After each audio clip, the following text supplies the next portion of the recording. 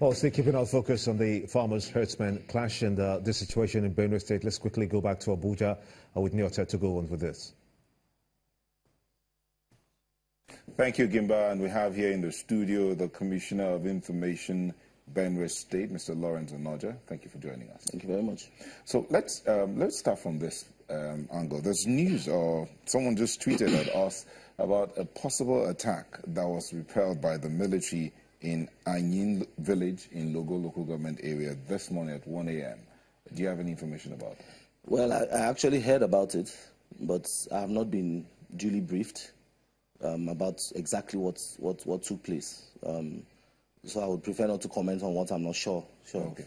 Now, he said it was repelled by the military. Yeah. Does that mean that there's a military presence around these areas? Yeah. Like you know, the herdsmen and farmers clash has been going on for some time in Benue State, even predating this administration. Places like Guma, Logo, Kwande, Agatu, these are all flashpoints. And so these are areas that are usually patrolled by the security agencies. Okay. So if that's the situation, then there are those who will be wondering, how is it that for this recent killings that started on the eve of Christmas, 2 people killed at Odontoadi Makpa area. Yeah. Again, 3 people killed at the Utonkon. I hope I'm pronouncing that. Yeah. That was during Over Christmas. 34 corpses or so far from Logo and Guma local government areas. Yeah. 1 person also killed in Otobo Akpa, thereabout. So, if this recent killings that started about Christmas Eve, yeah, how is it that the military could not, stop or stem the tide? Well, I will not comment on military tactics, on how they deploy themselves. But, you see, even in as much as there's a law against armed robbery, it doesn't stop armed robbery. In as much as there's a law against open grazing, that still doesn't mean that there won't be people who will try to, go against this law. Hence, its implementation and enforcement. So as it is at this point in time,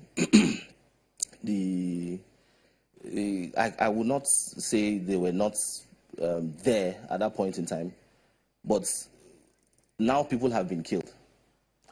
We have no idea how the perpetrators planned to go and carry out these killings. I will not put the entire blame on the military. After all, amongst those dead, a lot of them were even part of the livestock guards that we have in Benue. I think out of the 34, we have about 9 of them that were killed. So it's a very painful situation. So far, let us also praise the military, because there are so many other attacks that they have actually repelled. To have had 1 or 2 cases slip between their fingers, I don't think we should start blaming them immediately. But I think they are on their game, and by God's grace, they will be able to repel as much as they can, because the attacks will keep coming. We had the president of a National Union of Benue State students here, and she said something, which a lot of people say the governor of any state is the #1 security staff or security personnel in that state. Would you say the Benue State government has a firm grip on security apparatus in the state? Well, the security agencies so far have been very cooperative. Yes, he's the chief security officer of Benue State as the governor, but he can't issue orders directly to them. They can sit down, organize, plan certain things, because the state must contribute, must give them logistical support and things like that. But the main order to engage has to come from Abuja. The governor can't do that. And it's the reason why His Excellency Governor Samuel Otom introduced this livestock guards issue, so that we can have some sort of local policing aiding with the enforcement of this law. So they cannot prosecute, but they can apprehend to complement the efforts of the security agencies.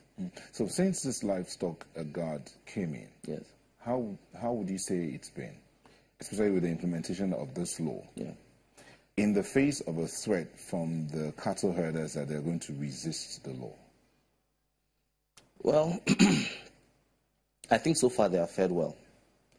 Across the states, since this law has been enforced, we've had about 17 arrests, some prosecuted by the courts already, and already in the Makurdi jail.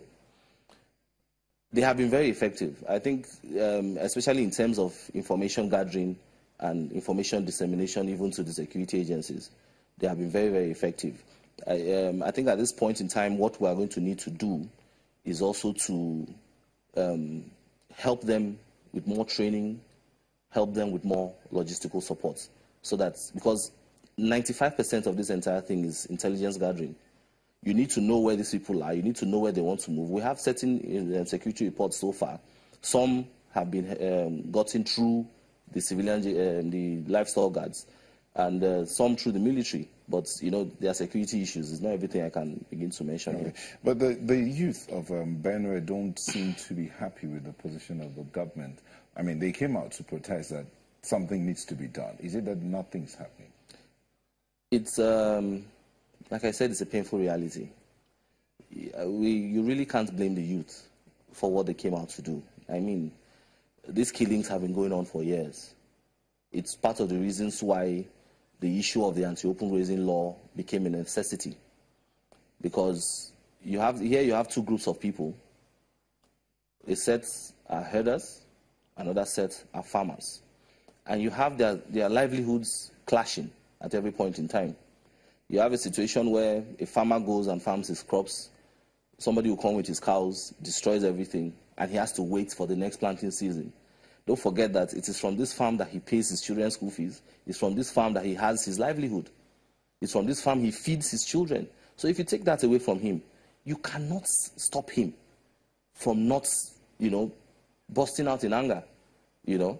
So what the youth came out to do, based on our understanding, was they came out to say, look, please, we need more security. We don't feel secure in our homes. If this kind of killings could have gone on overnight. I mean, Guma is the governor's local government. It's right, the governor's backyard. Those were his people that were killed.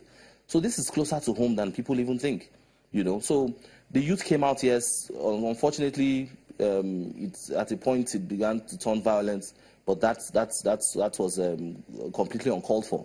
You know, we understand their plight, and I want to assure the youth of Benue State that the government is completely on this issue. We know that certain tragedies have gone on, yes, but we are more than bereaved over this issue, and by the grace of God, we will try our best to stop further killings. Is there any other way to end this? Is it possible to come up with another solution besides security apparatus? What about reorientation of the people involved? What about dialogue? Dialogue has been going on for over 7 years. Even the last administration set up committees in all 3 zones of the state. We have been dialoguing with these people across board, from the state down to the grassroots, from local government chairmen to even local chiefs. It was because the dialogue seemed not to be gaining anything. That was why this law had to come in.